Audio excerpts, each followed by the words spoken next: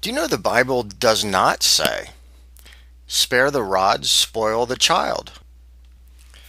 Do you know the Bible does not say, spare the rod, spoil the child? You can look it up. See if you find it.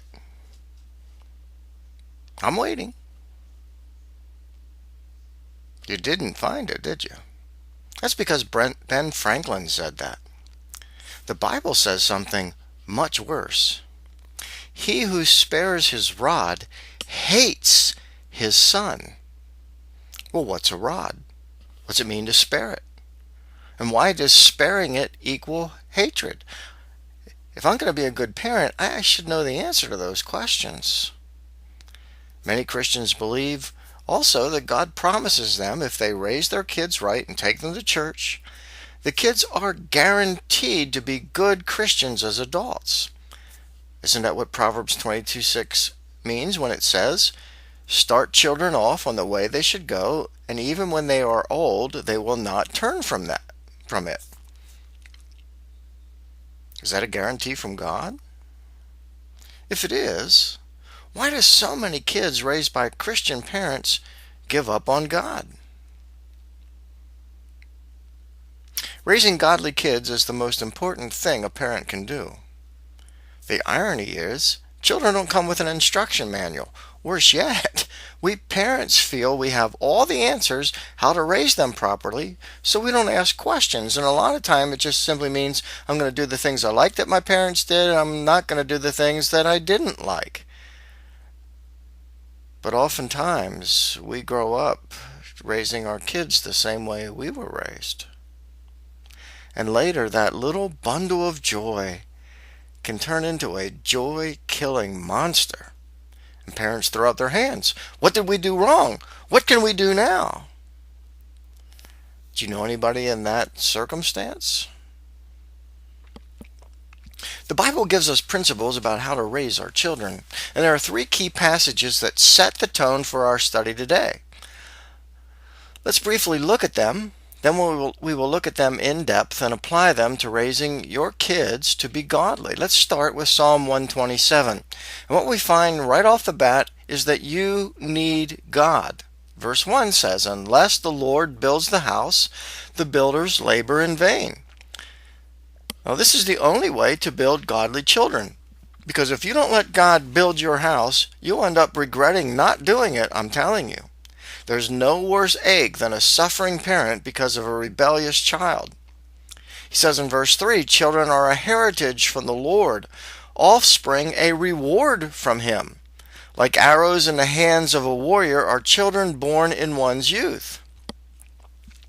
Your kids are a gift from God, a heritage, an assignment from God. They are not an accident, regardless of how they were conceived. Children are God's reward to your life. They're trophies God gives you as an expression of his favor. And like arrows, your kids need to be launched toward a target, a goal. And this is where many parents fail, because they don't define the goal. They don't know what the target is. And if you don't know what the goal is, you don't know what the target is, you're not going to hit it. What do you want your kids to be when they grow up? And a more important question is, what does God want your children to be? Verse 5 says, blessed is the man whose quiver is full of them. How happy you should be to have a lot of kids. And I ask you, does Psalm 127 reflect your parenting style and attitude that you have about your kids? How can we make it so?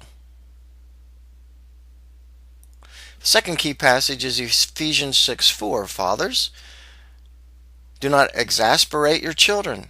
Instead, bring them up in the training and instruction of the Lord.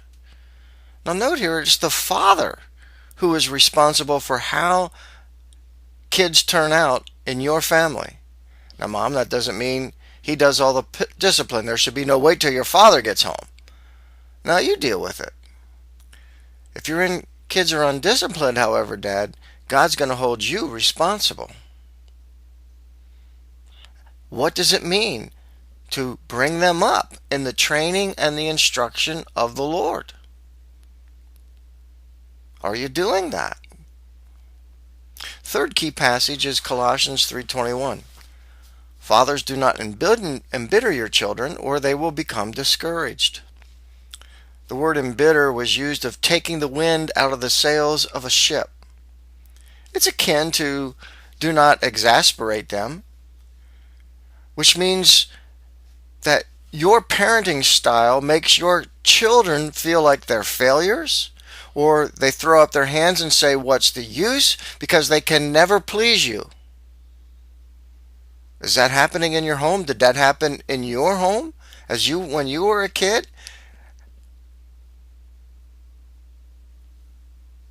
And that embitterment comes from either over-disciplining or under-disciplining your kids.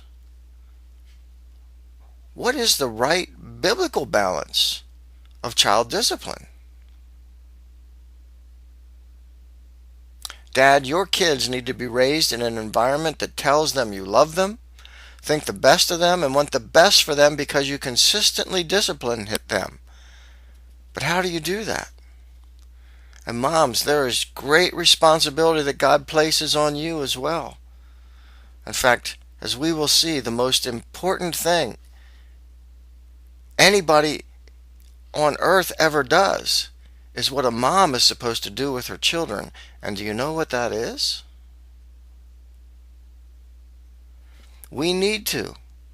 And what is so great, by the power of God, we can discipline our kids in a way that pleases God. Let's look together at how to do that.